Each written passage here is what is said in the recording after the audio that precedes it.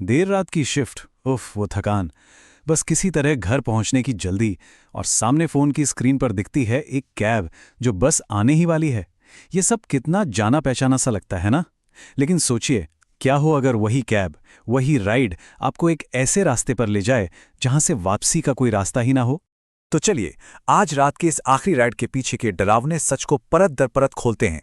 ये एक ऐसी कहानी है जो हमारे आज के डिजिटल दौर की एक खौफनाक हकीकत को सामने लाती है। कहानी का सेंटर पॉइंट है निशा, एक 26 साल की कंटेंट मॉडरेटर। अंधेरी में देर रात की शिफ्ट खत्म हुई है, आंखें नींद से बोझल हैं और दिमाग में बस एक ही बात है, घर। बस किसी भी तरह घर पहुंचना है।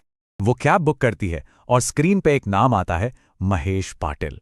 अब अजीब बात यह है कि लगातार पिछले 3 दिनों से यही ड्राइवर उसे मिल रहा था।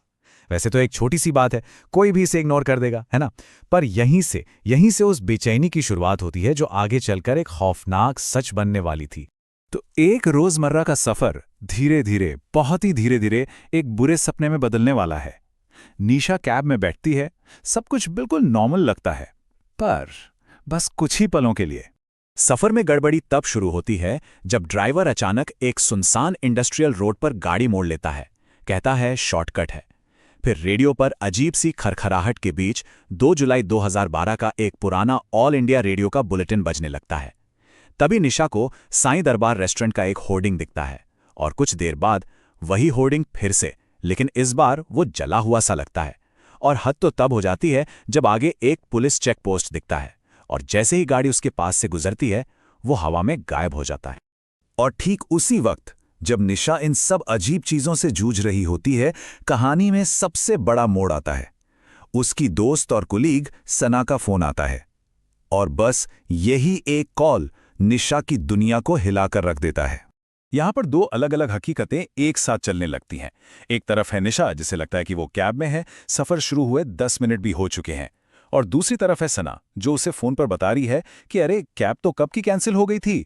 और सुनो, सना ये भी कहती है कि वो निशा को ऑफिस के गेट के पास एक बेंच पर सोते हुए देख रही है। मतलब क्या चल रहा है ये।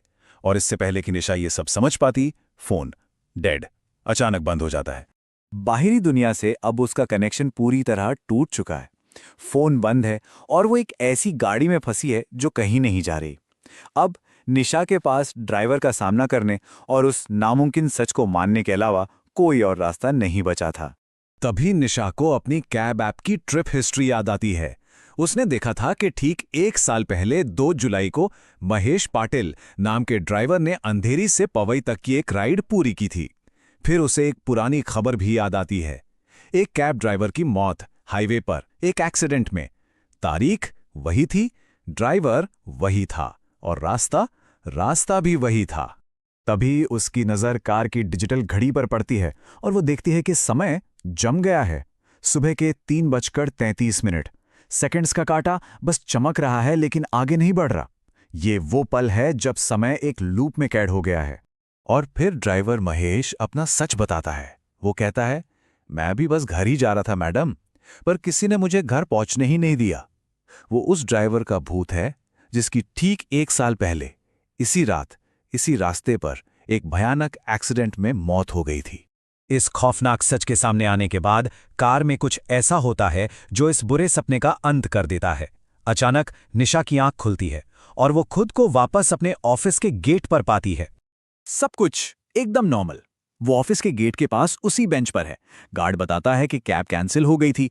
उसकी दोस्त सना इस बात को कंफर्म करती है कि वो तो गेट से बाहर गई ही नहीं।